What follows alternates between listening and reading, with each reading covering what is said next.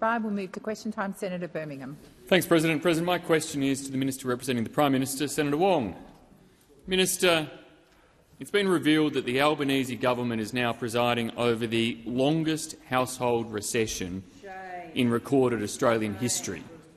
1 year into the Albanese government, GDP per capita began going backwards and has continued to do so for the past 6 quarters, in a trend that exceeds any period in the past 50 years and one which economists agree will likely continue.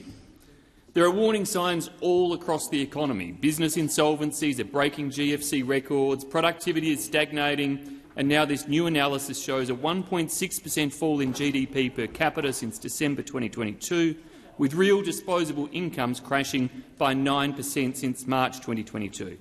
Only a few months ago, the Prime Minister was posting memes describing the government's budget as so good. Don't these figures demonstrate that Labor's self-congratulatory rhetoric is not only unwelcome but untrue, and your economic management is far from so good? Thank you, Senator Birmingham. Minister Wong. Thank you, Senator Birmingham. I thank you for the question and take the interjection from Senator Ayres. It's good that it's a question on the economy, because that's certainly what we are focused on. That's what we are focused on.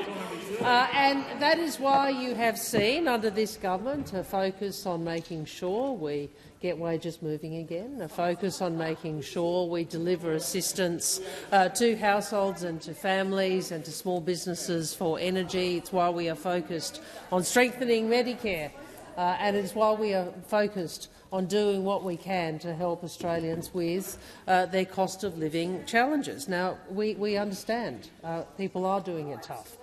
People are finding it hard to make ends meet. People are finding it hard to pay bills, which is why we, on this side, supported increases in wages. And I remember being in this chamber and listening to Senator Cash and Senator Hume tell everybody why wage rises were the worst possible thing. That's right. The worst possible thing. And I think we know throughout Australia which party is the party that supports higher wages, which party is the party that supports increases to the minimum wage, which party is the party that thinks that low wages are good for the economy. And so, Senator Birmingham, you can come in here and talk about the situation that Australians are facing, but you should be upfront with them that you actually want them to earn less. You actually want them to earn less. The Liberal, the coalition policy prescription is to make sure people work harder and earn less. Yeah, that is what the Liberal policy prescription is, and they should be upfront about that. And the Liberal policy prescription is also in relation to higher energy costs that the government should not provide assistance. That is the Liberal and Mr Dutton's policy position. Thank you, Minister Wong. Senator Birmingham, first supplementary. Thanks, President. Given this household recession that started under your government is the worst experienced in our lifetimes, what mistakes does the Albanese government take responsibility for in driving Australia into recession? Thank you, Senator Birmingham. Minister Wong. Well, first, the only party that is cheering and barracking for Australia to go into recession are those opposite. Working people don't want a recession. Small business doesn't want a recession. Big business doesn't want a recession. Consumers don't want a recession. But I tell you what, the coalition sure does, don't they? They're in here barracking for a recession as hard as they can. But what I'm asked about taking responsibility. Of course, we take responsibility for the economic management. Of course we do. We take responsibility for doing what we can as a government every single day to try and ensure we do what we can to assist Australians with the cost of living. This is what this government does. We continue to try and work to provide assistance to Australians, to provide bulk billing, to strengthen Medicare, to lift wages, and to fight inflation. Thank you, Minister. The time for responding do. has expired. Senator Birmingham, second supplementary. Well, President, last year the Prime Minister stated that as Prime Minister I always take responsibility for the decisions I have taken, and in 2022 he famously proclaimed that I won't blame someone else, I'll accept responsibility. Minister, what responsibility in terms of policies and how they are failing Australians and driving Australia deeper into a household recession, the longest on record, does the Prime Minister take, and what is he going to do to get Australians out of this record-long household recession? Thank you, Senator Birmingham. Minister Wong. Well, the first thing is we were going to keep working to lift wages, unlike you. Unlike you. We'll keep working to bring down costs, unlike you. Unlike you. We'll keep working to strengthen Medicare, unlike you. Unlike you. And we will keep building more homes, unlike you and unlike you. That is what we will do. And what I would say to those opposite who come in here and talk about cost of living, you should be upfront with the Australian people and look them in the eye and say, we want you to earn less, because that is your policy. We want you to earn less. We know out of the mouths of the Shadow Finance Minister a wage rise would be absolutely the wrong thing to do. That's what she said. I mean, the reality is there is one party that is advocating for increasing wages, that is advocating and delivering more bulk billing, that is working on more houses for Australia, and that is not saying we will cut the budget. You, on those opposite, want lower wages. Minister Wong. Lower Thank wages. you, Minister. The time for answering has expired. Senators, it is not okay to yell louder than the minister, who has her microphone on. Senator Stewart. Thank you, President. My question is to the Minister representing the Minister for Housing and Homelessness, Senator Farrell. Australians are doing it tough right now, and housing is a big part of that story. After a decade of neglect from the Liberals and Nationals, Australians are facing long queues for rentals and enormous first home deposits. What is the Albanese Labor government doing to get more Australians into home ownership through the Help to Buy scheme, including in my home state of Victoria? Great question. Thank you, Senator Stewart. Minister Farrell. Thank you, President, and thank you, Senator Stewart, for that question and the great work that you do for the people of Victoria. And I know that thousands of people in Victoria who stand to benefit from the Help to Buy scheme will be keen to hear the answer to this question. For 40,000 people across Australia, a door to home ownership has opened today. If you're a low or middle-income Australian looking to get into home ownership, the help it does. It's going to help to buy scheme will give you that opportunity. We've got a generation of low and middle-income young people who are stuck in rent traps. They're angry, they're frustrated, they feel genuine despair that home ownership may never happen for them. They've seen the dream of home ownership slip away from their grasp. Our Help to Buy legislation will help change this. With legislation up from the government, Help to Buy means a smaller mortgage and a smaller deposit, and to help eligible Aussies get onto the housing ladder. This is the kind of work that will only ever be delivered by good Labor governments. Because only Labor has an ambitious, extensive agenda when it comes to housing, make it easier to build, to rent and to buy. Because after a decade of neglect in the housing by the Liberals and the Nationals, they've abandoned the idea that working people should be ever able to own their own home. Only Labor will help more Australians into home ownership. Thank you, Minister. Senator Stewart, first supplementary. Thank you, President, and thank you, Minister, for that response. In government, the Liberals and Nationals vacated the housing policy space for a decade, not even having a housing minister for most of that time. How is the Albanese Labor government working to put home ownership back within reach for Australians, and what is standing in the way? Thank you, Senator Stewart. Minister Farrell. Thank you, President, and thanks, Senator Stewart, for her first supplementary. Minister Farrell, I'm sorry. Please resume your seat. Order. Minister Farrell, please continue. Well, thank you, Senator Stewart. And I think you've hit the nail on the head here, and the reaction by those opposite, I think shows that. And the senator knows, as well as anyone else, that there is no silver bullet, unfortunately, to the housing crisis.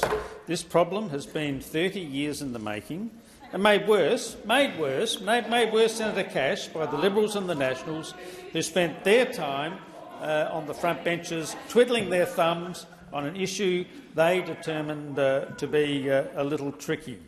They had no housing minister, they had no ambition, and worst of all, they had no plan for home ownership. The result is that Australia has been left with a housing shortage, and that's why the Albanese Labor government has a housing plan investing $32 billion to build 1.2 million new homes. Has expired. Senator Stewart, second supplementary. Thank you, President. Today, the Albanese Labor government secured passage of the Help to Buy bill in the Senate. What does this mean for tens of thousands of Australians, including cleaners, early educators and aged care workers, who might finally now be able to realise the dream of owning their own home? Thank you, Senator Stewart. Minister Farrell. Thank you, President, and thank Senator Stewart for her second supplementary question. And this bill has been before the parliament for far too long. But we welcome the support that this bill has now received from the crossbench. This is delivering hope to thousands of Australians, and it means security and stability. It means the ability to put down roots and to take those big life decisions, such as whether to start a family. This Labor government is turning promises into progress, delivering every day, delivering for every generation, delivering for every Australian. The Liberals just get in the way. Being arrogant gets you nowhere. Being reckless builds nothing. It's the Labor government that gets things done. Thank you, Minister. Senator Hume. Thank you, Madam President. My question is to the Minister representing the Prime Minister, Senator Wong. Minister, having spent months patting yourselves on the back and giving yourselves credit for the last 2 budget surpluses, what responsibility does the Albanese government— Senator Hume, please resume your seat. Order on my right. Order, Senator Ayres. Senator Birmingham. Senator Gallagher. I remind senators, Senator Hume is entitled to put her question with silence from the chamber. Please continue, Senator Hume. Thank you, Madam President. Minister, having spent months patting yourselves on the back and giving yourselves credit for the last 2 budget surpluses, what responsibility does the Albanese government take for the reported record deterioration in government finances, the largest worsening of a budget outside a war or a pandemic? Or does Prime Minister Albanese only want to claim other people's successes while blaming others for his economic failures? Thank you, Senator Hume. Minister Wong. Thank you. Thank you, President, and thank you, Senator Hume, for the question. And Senator, we always take responsibility. We take responsibility for making sure we work to deliver higher wages. We take responsibility for making sure we work to deliver more bulk billing and more urgent care clinics. We take responsibility for making sure we get our housing support through the parliament. We take responsibility for making sure we properly fund infrastructure, we properly fund aged care, we properly fund health. These are all the things this government takes responsibility for. Now, I'd make the point, Senator. Obviously, these are not the government's numbers. These are numbers that will be updated in the usual way in the upcoming mid-year budget. But I would say that the Treasurer and the Finance Minister have been saying for some time that pressures on the budget are building, not easing. We've been upfront about that. Senator Gallagher has made that clear. This report that you referenced shows that global economic uncertainty, like the slowdown in China, is a key factor weighing heavily on the budget right now. But I would say, Senator Hume, and you are one of the people I referenced in response to the last answer. It wasn't that long ago that you talked about the fact that real wage increases would be the worst thing for Australians. I'll repeat that. Senator Jane Hume claimed real wage increases would be the worst thing for Australians. And what I would say to you, Senator Hume, is we don't actually agree with your economic prescription. We don't actually agree with your economic prescription. They're your words, Senator. You take. Will you take responsibility for your words, Senator? You asked me if we take responsibility for our decisions, and we do. Will you take responsibility for your words and your policy? Thank you, Minister. Senator Hume, first supplementary. Minister, independent estimates are that this deterioration— Senator Hume, please resume your seat. Order across the chamber. Senator Hume, I'm going to invite you to begin again, and I'll ask that clock be reset, and I expect there to be silence. Madam President, Minister, independent estimates are that this deterioration represents a $49.3 billion hit to the budget bottom line.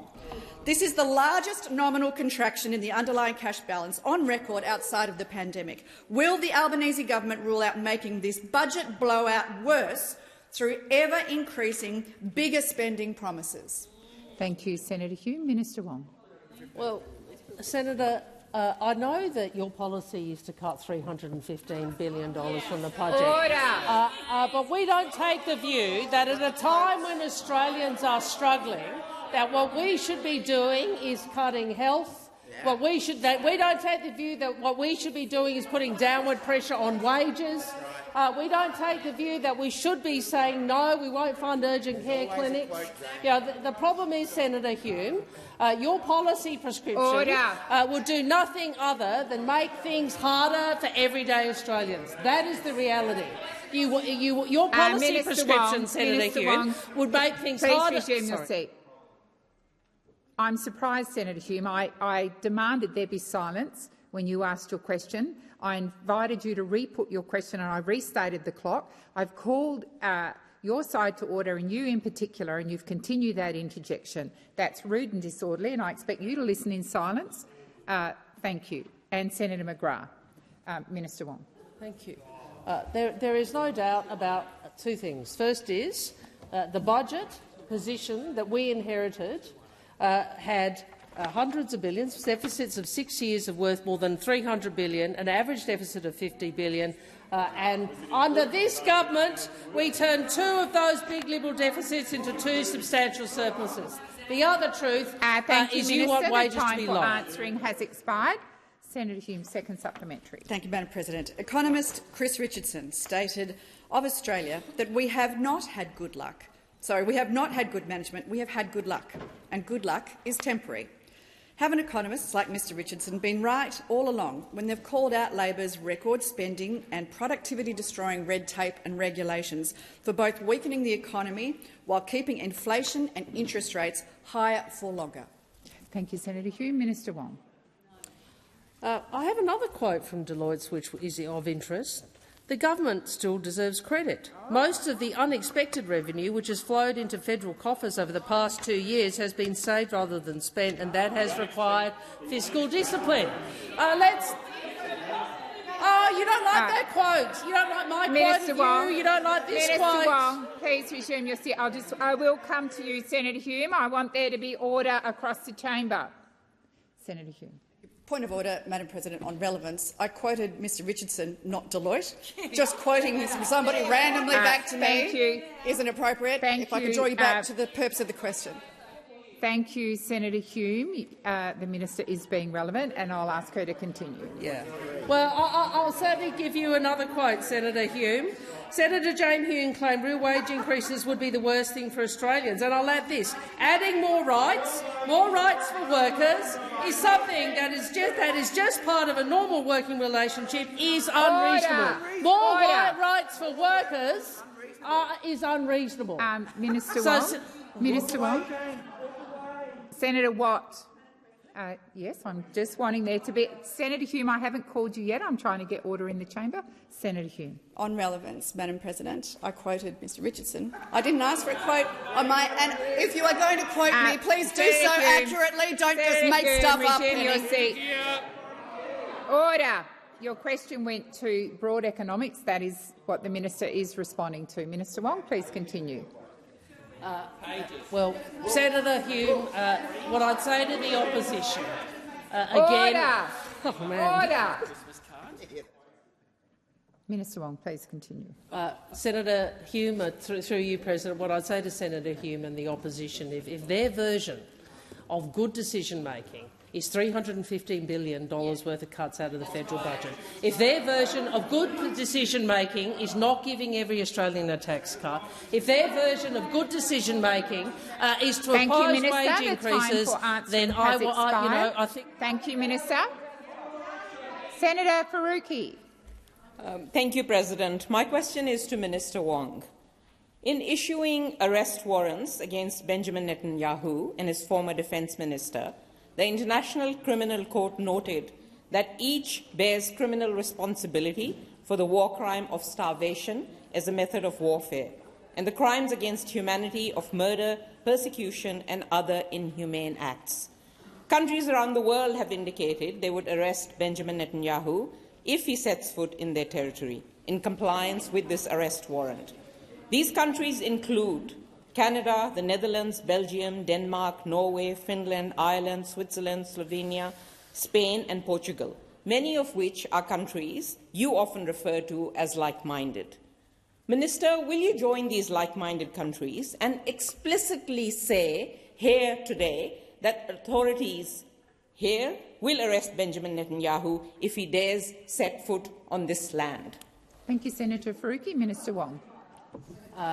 Through you, President, I answered almost precisely the same question, but from the other perspective, asked by the Shadow Attorney General yesterday, Senator Cash. and I would refer you, Senator Faruqi, to that answer.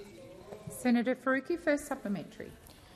Minister, I didn't ask for more weasel words. Weasel words, you saying respecting International Criminal Court and adherence to international law. I asked if you were going to comply with your obligations under international law and commit to arresting Benjamin Netanyahu in compliance with the ICC arrest warrant. Thank you, Senator Faruqi. Minister Wong. I answered precisely that question yesterday. I refer you to that answer, Senator. Thank you, Minister. Senator Faruqi, second supplementary. You just can't get yourself to say that you will arrest Benjamin Netanyahu or anything to support Palestinians.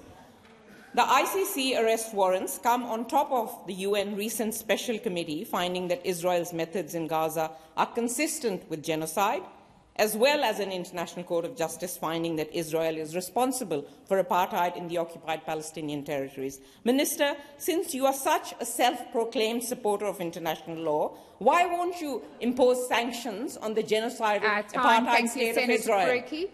Minister Wong. Senator, I know that you like to make this personal, but this isn't actually about me. Yes, I am the Foreign Minister, and my support for international law, it is a personal belief, but it is also a belief that this country, as a middle power, has an interest in international law and the international legal framework being observed.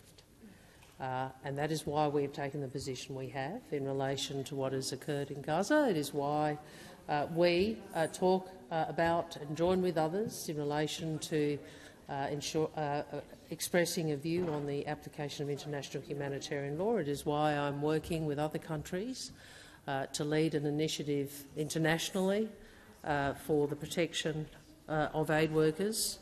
It is consistent with Australia's position, for example, in the South China Sea. Thank you, Minister. The time for responding has expired. Senator Marielle Smith. Thank you, President. My question is to the Minister representing the Treasurer, Senator Gallagher. The Albanese Labor government's economic plan is all about helping people with their cost of living whilst fighting inflation. We're working hard to bring costs down for households, push wages up and get inflation back where it should be. The Minister and the Treasurer have been taking measures to repair and reform the economy to achieve these objectives for all Australians. What steps has the government taken to support the economy after a decade of neglect under the Liberals and Nationals? Thank you, Senator Smith. Minister Gallagher. Thank you very much, President, and I thank Senator Smith for that excellent question. And I can update the chamber on all of the steps we've been taking to get the budget in much better shape, to make sure that we can invest in those key essential services that Australians value, like Medicare and aged care and the NDIS. And we wanted to make sure, when we came to government, that we were dealing with all of the problems we inherited. So we had falling living standards, interest rates were increasing, inflation was going through the roof. Well, let's just remember your record. Let's just remember your record. 10 years of failing to deal with any of the big policy challenges like energy. Remember that, Senator Birmingham? How many policies was there? 22 from memory, and haven't landed one of them, and there could be 23. We could be dealing with 23 now that they've all gone quiet about on their nuclear policy. But we have found $80 billion in savings. We've delivered 2 surpluses, which I know is particularly important for Senator Hume. 2 surpluses to the former government's zero surpluses. We've delivered bigger tax cuts, cheaper childcare, energy bill rebates, student debt relief. Student debt relief. Now, there's something that you never ever dealt with in government. Fee-free TAFE. Who possibly could vote against people getting access to training without having to pay for it? Who possibly could? Someone in this room does. You. You oppose it, unbelievably. More bulk billed GP appointments, cheaper medicines, again. Who in this place could vote against cheaper medicines? We'll have a look around, and yes, it's you, again. Cheaper medicines. Minister Gallagher, please Senator resume your seat. Senator Henderson. Of order, Madam President. Just asking if the minister could direct her comments through the chair. I think the minister is directing her comments through the chair, Senator Henderson. Minister, please continue.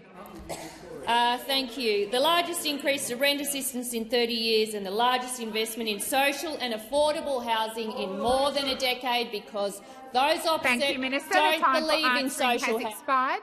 Senator Smith, first supplementary. The Albanese Labor government will deliver the mid-year economic and fiscal outlook towards the end of the year, outlining the state of the budget. What has the government done to respond to spending pressures and deliver cost-of-living relief in the budget?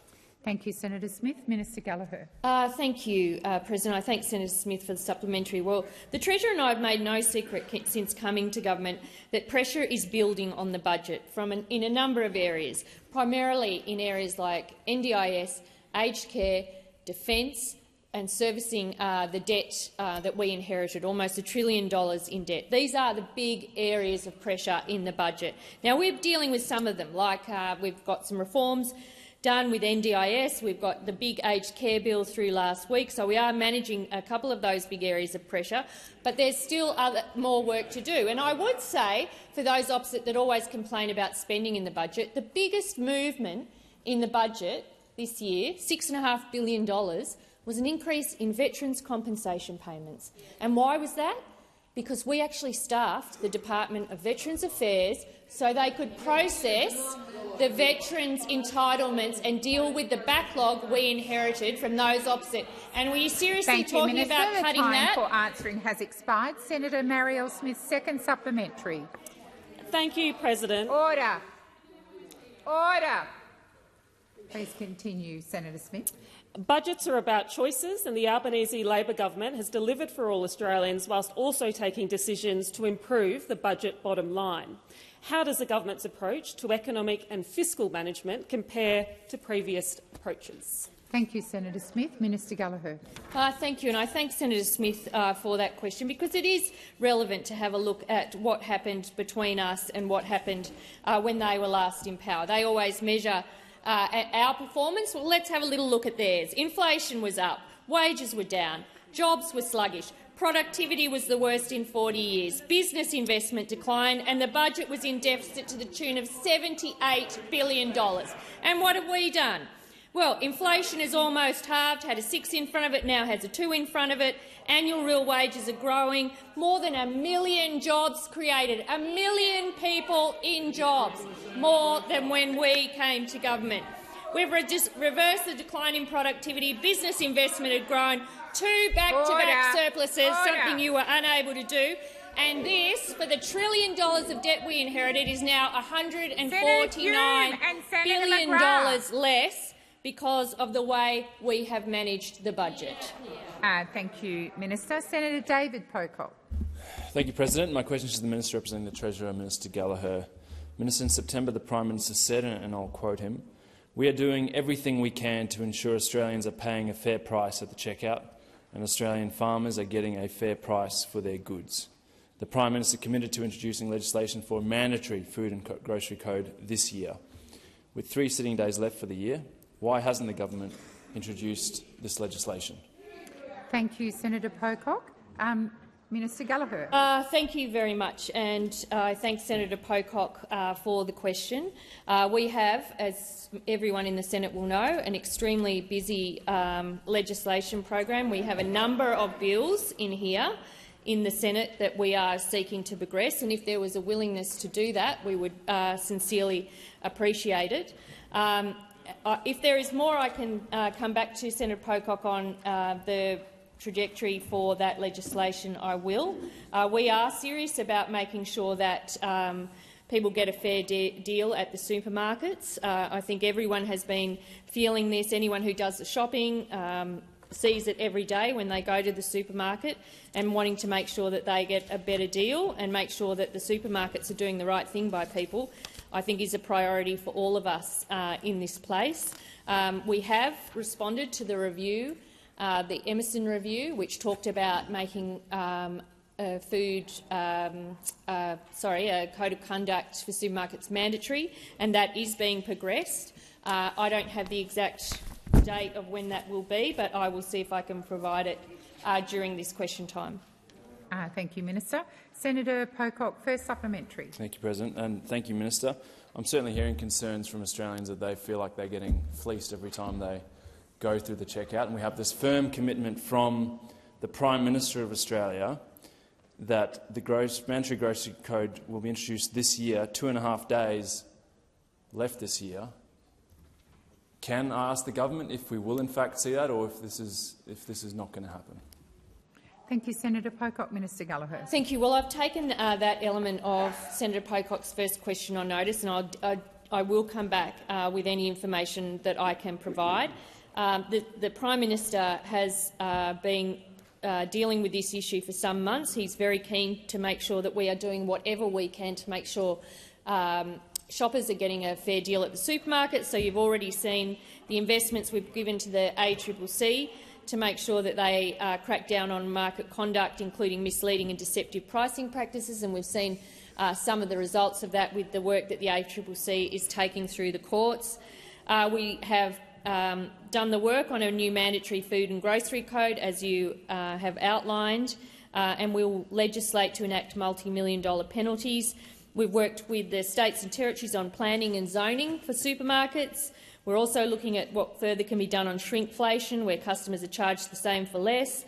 ACCC will be doing their inquiry into supermarkets, and we've given the ACCC stronger powers to scrutinise mergers, which is legislation before this place, and hopefully we can pass Senator Pocock, second supplementary.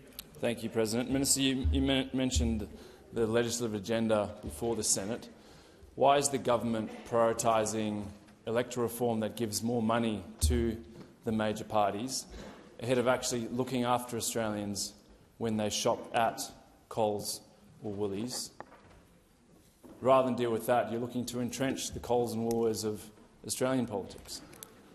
Thank you, Senator Pocock. Minister Gallagher. I don't accept your analysis of the electoral reform, but I would also say that I've outlined a lot of things we're doing on supermarkets to make sure consumers are getting a better deal that doesn't require legislation. And in response to your question about legislation, we have legislation before the parliament that deals with a future made in Australia. We've got a whole raft of legislation around Treasury bills. We've got a whole raft of legislation about the universities accord and lowering HECS debt. Yep, I know, Senator Henderson. We know you don't like university students or TAFE students. We know you want them to pay more. We've got legislation before the parliament in a whole range of areas, in midwives, in school Gallagher, funding. please resume your seat. Senator Wong.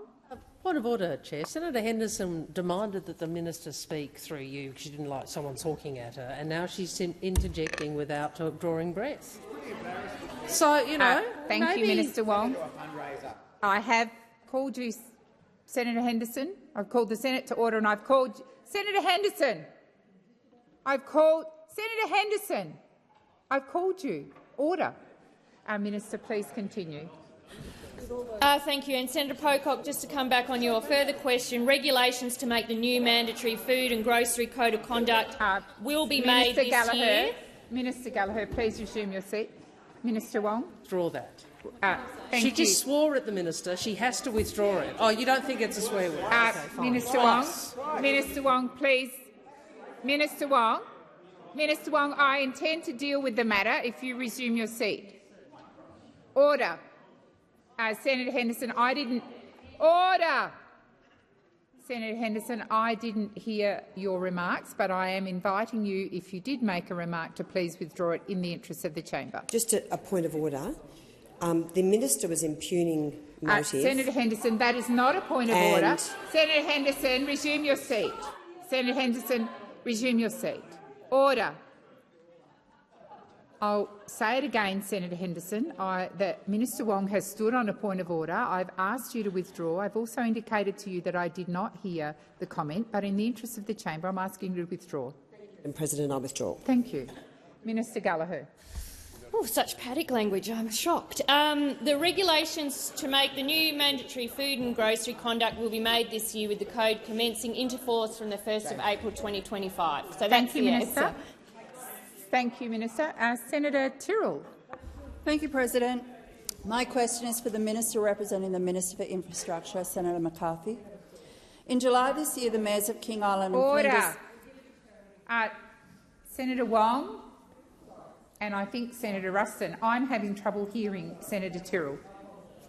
Senator Tyrrell, I'm going to ask for the clock to be reset and for you to be able to start your question again. Thank you, President. Please begin again. My question is for the Minister representing the Minister for Infrastructure, Senator McCarthy. In July this year, the mayors of King Island and Flinders Island came to Canberra to lobby Labor for a review of the Tasmanian Freight Equalisation Scheme. Residents on both islands are paying through the nose for groceries and farmers are on the brink. This is because of high freight costs and a scheme that hasn't been updated in decades. Labor members promised the mayors that a review of the scheme specifically for the islands would take place. Minister, can you tell me what's happening with this review? Thank you, Senator Tyrrell. Minister McCarthy.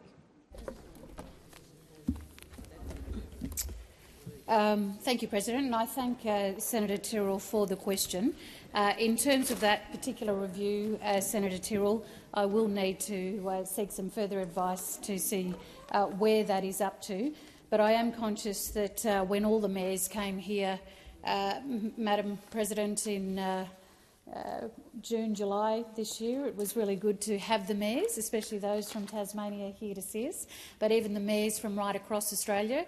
And I'd like to certainly remind the Senate that it is this government, the Labor government, that actually invited local government back to Canberra. For 10 years we did not see the local government represented here, and it was the Albanese Labor government, that brought the third tier of the democratic system of Australia back to this parliament. So I think it's an important question by Senator Tyrrell. And in fact, like all things that we're doing for Tasmania, Madam President, and I just wanted to add this to Senator Tyrrell's questions, we are saving Tasmanians over $24.6 million, thanks to Labor's cheaper medicines, including over $5.4 million saved in Braddon alone. And we're delivering free TAFE. 3,255 Tasmanian students enrolled in a fee-free TAFE place in 2023 alone. I mean, don't you want to hear about Tasmania, Senator Duniam? I thought, coming from Tasmania, you would like to hear it. I thought you'd be interested in hearing all of these things about Tasmania. Helping more people in regional Australia into home ownership. Minister McCarthy, please resume your seat. Senator McGrath, I have almost any time a minister's been on their feet today, I've had to call you to order. Obviously, you're keen to make a contribution. Please find that opportunity outside of question time. Equally, Senator Duniam. Minister McCarthy, please continue. He's the worst. He's the worst. And, Senator Duniam, you know, we've opened 4 Medicare urgent care clinics in Tasmania. Senator Duniam, he did interrupt, he did interject, and I figured, being a Tasmanian senator, you'd love to hear those things. Thank you, Minister. Senator Tyrrell, first supplementary. Thank you, President. Thanks for inviting local government back then. The Tasmanian Freight Equalisation Scheme review team was supposed to visit Flinders Island in September, but the trip was cancelled and the Mayor hasn't heard anything since. No one's called either the King Island or Flinders mayors to explain what's happening with the review that was promised. Why isn't— well, that's come from Rachel and Marcus. So why hasn't anyone bothered to call them? Thank you. Thank you, Senator Tyrrell. Minister McCarthy. Senator Tyrrell, I will certainly take that on notice for you, if you like, and certainly reach out to those mayors in Tasmania and let them know that we have heard their call through you, but they will be hearing from our government. Thank you, Minister. Senator Tyrrell, second supplementary. Thank you, President. The Tasmanian Freight Equalisation Scheme is a major issue for Tasmania, especially for King and Flinders Islands. It's why the cost of living is so high on those islands, and it's why the mayors advocated so passionately for a review. Does this broken promise and lack of communication show how little Labor cares about fixing the Tasmanian Freight Equalisation Scheme? Thank you, Senator Tyrrell. Minister McCarthy. Thank you, President. Well, could I just certainly correct the senator on that? That is not the case in terms of the Albanese Labor government. We are here in terms of supporting our local governments across the country, and I have said to Senator Tyrrell that I will take that question on notice, and I certainly do reject outright that we are not helping in this instance, Senator Tyrrell, and I will come back to you on those questions. Senator Ruston, order. Senator Lambie, first up. Senator Lambie. Thank you. My question is to the Minister representing the Minister for Industry and Science, Minister Farrell. The Whyalla Steelworks is one of 2 steelworks left in Australia, which makes the troubles it's facing as part of the GFG alliance not just local, they're national. Both the South Australian Federal Government have uttered possibilities of supporting an electric arc furnace upgrade for the facility so it can be a modern green steel manufacturing facility. But progress seems to be obstructed by the financial woes of the steelworks owner, Mr Gupta. What are the government's plans to move the steelworks and the town beyond the unfulfilled promises of Mr Gupta and the Groundhog Day they are trapped in? Thank you, Senator Lambie. Minister Farrell. Thank you, President, and thank you, Senator Lambie, for that question about the great town of Whyalla. Not wiped out. No, never got wiped out. Never did. You might be interested, Senator Lambie. My family, parts of my family moved from Blora in the mid-north to Whyalla in the 1960s. Which generation? And order. And I regularly go back to the town to meet my cousins who still live up there. In fact, I was driving back from my vineyard. Just outside of Auburn in South Australia. Listen to this. And what did I see? I saw a massive billboard of Senator Lambie with Senator Rex Patrick. Now, can I say this, Senator Lambie? Minister Farrell, please resume your seat. Senator McGrath. A point of order on relevance. I'm reluctant to interrupt the minister's reminiscences of his recent holiday, but I don't think the minister's being anything relevant close to answering Senator Lambie's question. Thank you, Senator McGrath, and I will draw the minister back to the question. Minister. Now, can I say this, Senator Lambie? The state government and the terrific state government in South Australia and the federal government will do a damn sight more than any other group in this parliament to ensure. Minister Farrell, please resume your seat. Senator Lambie. I'm sorry, Madam President, but I don't need a golden book here. What I want to know is what does the government plan to move the steelworks in town beyond the unfulfilled promises? What do you have up your sleeve to help them? Thank you, Senator Lambie. That you reference the state and federal governments, which the minister was referring to. I have directed him back to the question, but he was being relevant to your question. I'll continue to listen. Thank you, Minister. The state and the federal government will work together to ensure that those fine workers, those members of the Australian Workers Union who work in the steel mill up there, continue to provide Australia with the best quality steel in this country, and we'll continue to support this town, these workers.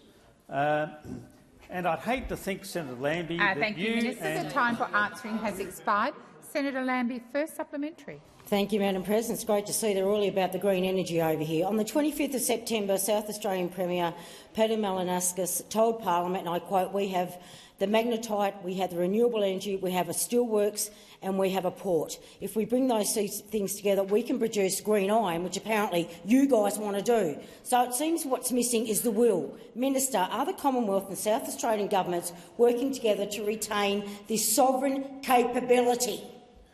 Thank you, Senator Lambie. Minister Farrell. Thank you, President. Thank Senator Lambie for her first supplementary question. Well, just from the statement that you read out from that very fine Premier Malinauskas, I would have thought it was transparent. Look, I don't want to. They're already attacking me for my reminiscences. I won't answer that. Already. Minister Farrell, please resume your seat. Senator Lambie. Thank you, Madam President. We're now halfway through, and all I want to know is, are the Commonwealth Australian governments working together to retain this sovereign capability? Senator Lambie, stop. When you stand, you need to tell me why you're standing. I presume you're on a point of order. I'll remind the minister of your question. Minister Farrell. Thank you, President. Look, we have a deep interest as a federal government, and as you've just read out, a deep interest as a state Labor government, ensuring that these fantastic workers who go in there every day to that steel mill — I'm not sure if you've been up there to have a look at it, Senator Lambie, but it's a beautiful thing. It's a beautiful thing to see that steel being pumped out of that steel mill. You can thank you, Minister. The time for that answering has expired. Senator Lambie, second supplementary. Thank you, Madam President. The government has sent billions of dollars overseas to assist foreign shipbuilding capabilities. What about local industry? Will the government guarantee the people of Whyalla that, no matter what happens, the steelworks is part of Australia's manufacturing future and that will be transformed into the modern green steel manufacturing facility required for our industrial future? Thank you, Senator Lambie. Minister Farrell. Thank you, President, and thank Senator Lambie for her second supplementary question. I'd hate to think, Senator Lambie, that you'd be seeking to exploit the problems of the Gupta Company in Whyalla for some political advantage, either for your new party running in South Australia or for Mr Rex Patrick. But can I reiterate? Can I reiterate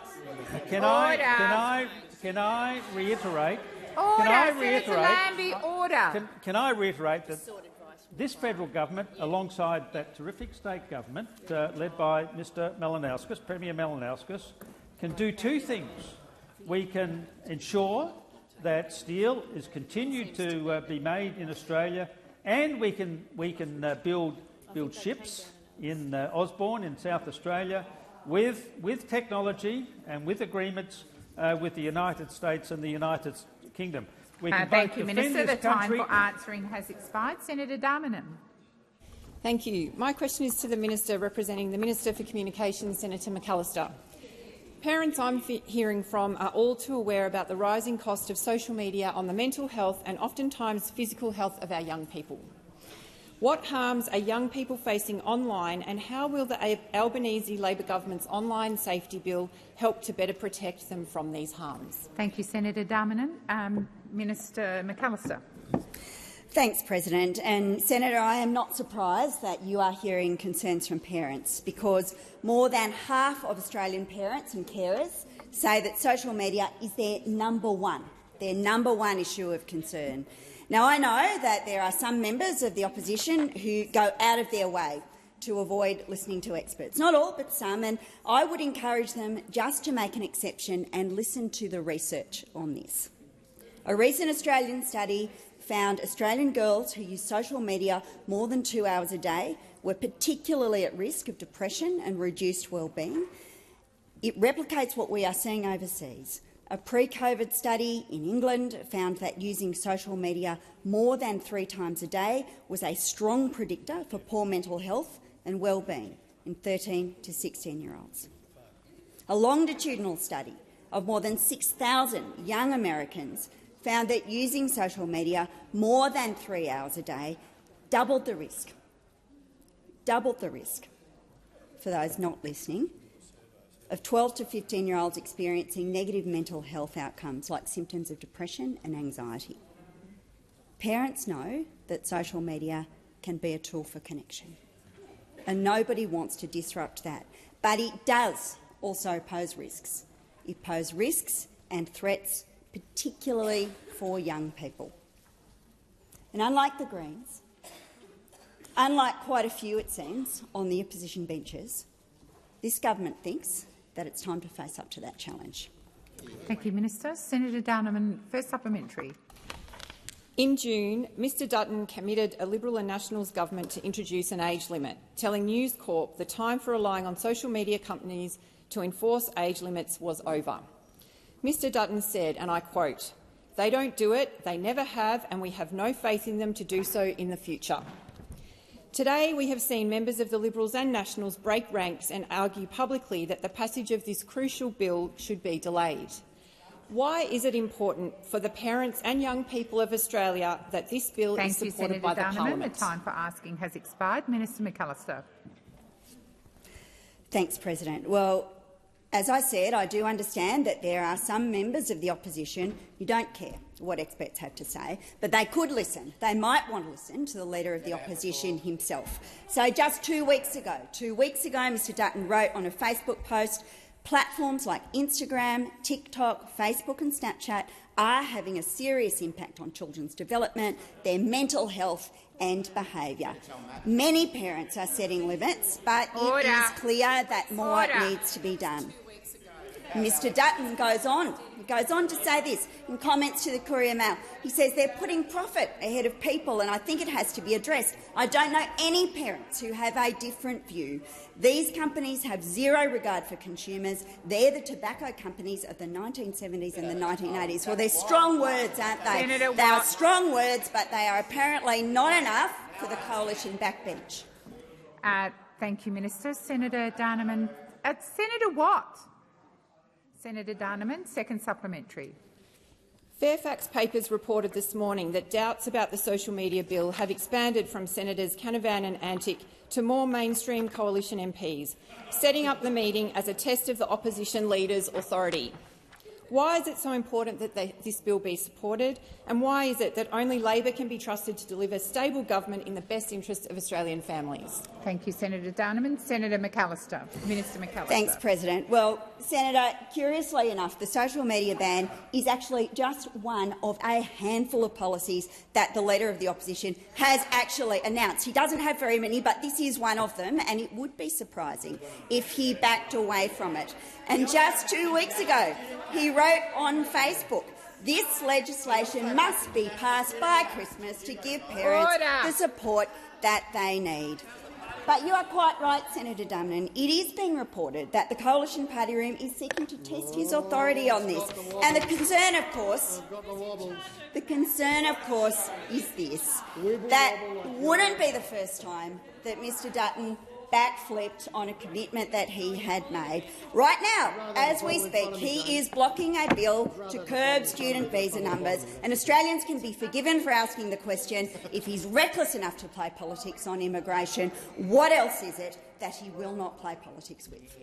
Thank you, Minister. Senator Cash. Thank you. And my question is to the Minister representing the Prime Minister, Senator Wong. Today, The Guardian newspaper reported that the Attorney-General, Mark Dreyfus, pressured the independent National Security Legislation Monitor, Mr Jake Blight, to clarify a so-called ambiguity in a report handed down by his predecessor. Mr Blight then made the clarification. To be clear, the so-called ambiguity was a direct criticism of the Attorney-General. Mr Blight has confirmed that the Attorney-General's office and even the Attorney-General himself raised this so-called ambiguity with him. Does the Prime Minister think it is acceptable for the Attorney-General of Australia to pressure an independent statutory appointment to censor criticism of a government minister? Thank you, Senator Cash. Minister Wong. Senator, through you, President. Senator, I don't agree with your assertions about what Mr Dreyfus did, and I think that the report speaks for itself. But I'm asked, what a minister, particularly the Attorney-General, should do, and I'd say to you, Senator, well, ministers shouldn't be tipping off the media or have their office tip off the media before Senator police Cash. raids.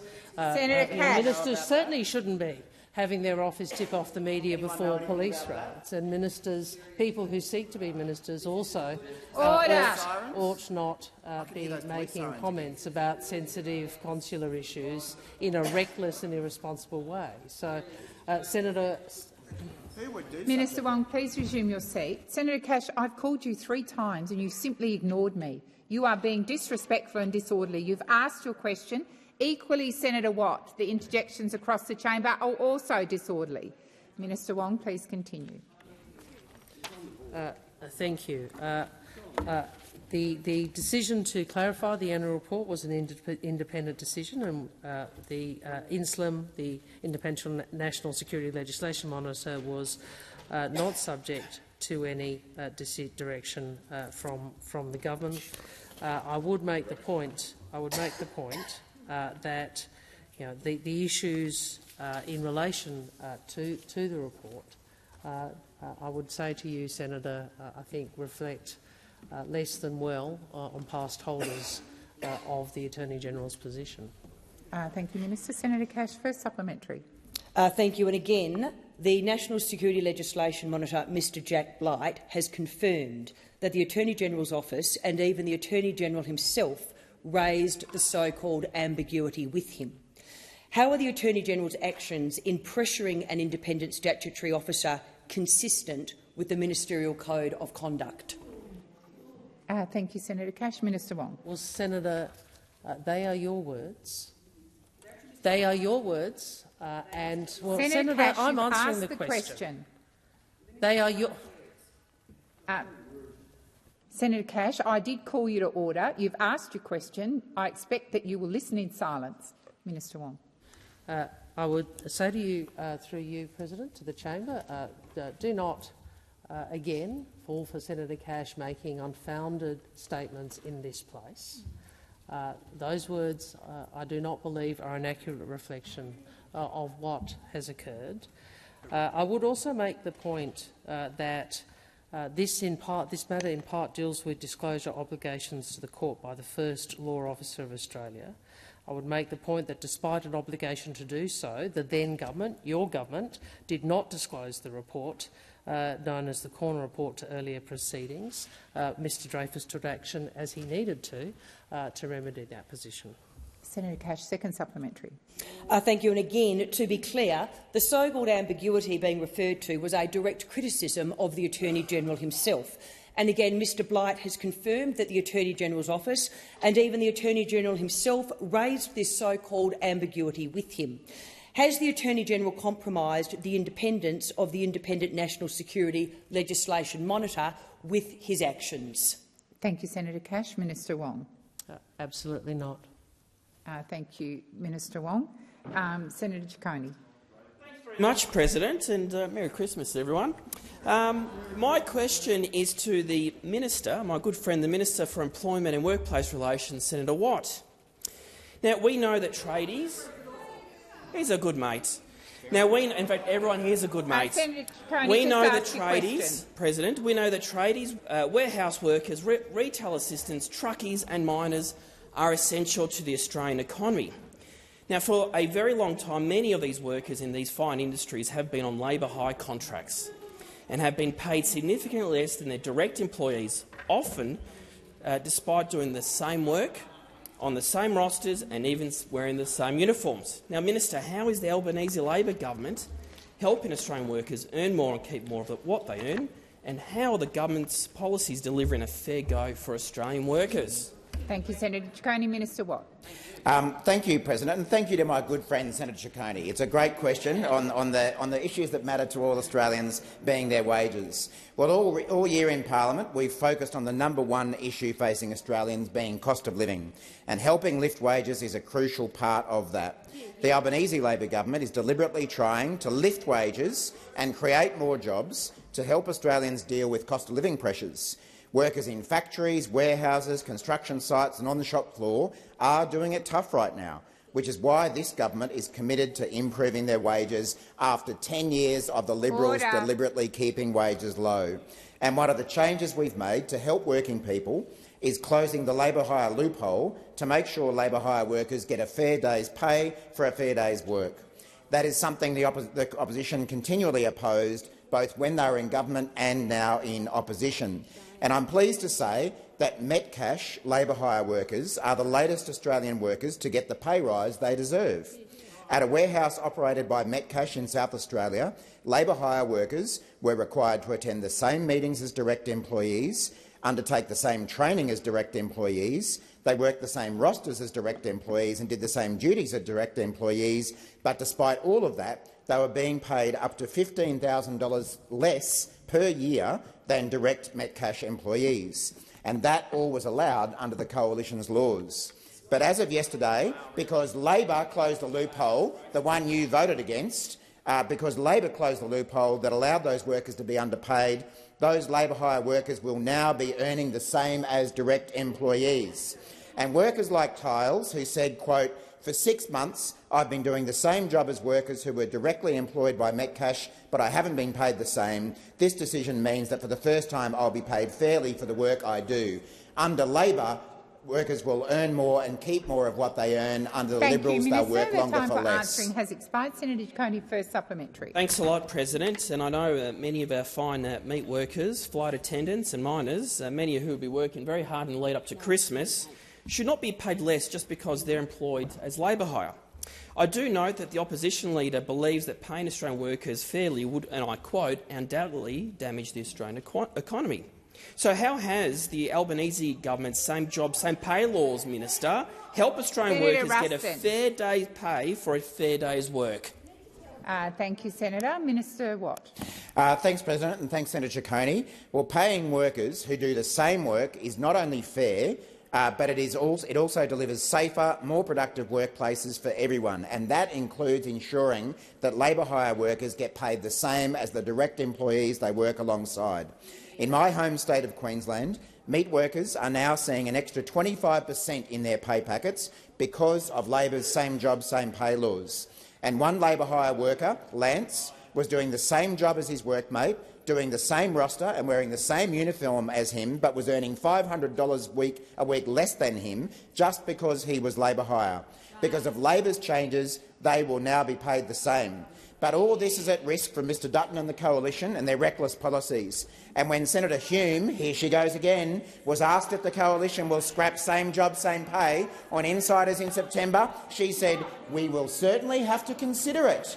And we know when the Coalition considers workplace laws, it is never to help workers earn more. Thank you, Minister. The time for answering has expired. Senator Ciccone, second supplementary. Thanks a lot again, President. Now, the Liberals and the Nationals have proudly said that those on the Coalition side of the chamber will always stand with the employers of Australia. They have also promised to take a suite of targeted repeals of workers' pay conditions to the next election. Order. Now, Minister, what is the government doing to put more money in the pockets of Australian workers and their families, and what are the key barriers to achieving this? Minister Watt. Thank you, President, and thank you, Senator Ciccone. It is disturbing that when Australians are dealing with cost of living pressures, Mr Dutton is so reckless when it comes to workplace laws. Laws that have meant Australians are now earning more to deal with the very cost of living pressures that they're facing. And the inconvenient truth for Mr Dutton is that he and the Coalition have voted against every single Labor measure to lift wages and improve the condition of workers. Not once, not twice, but 48 times in this parliament they have voted against Labor's measures to increase wages and conditions.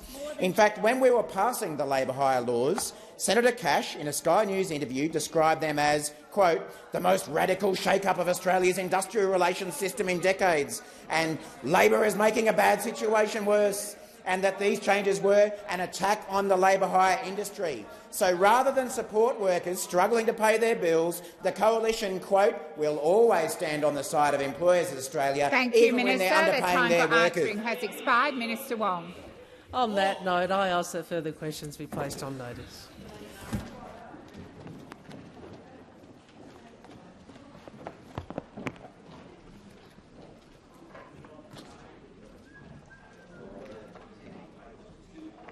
Oh, there you go.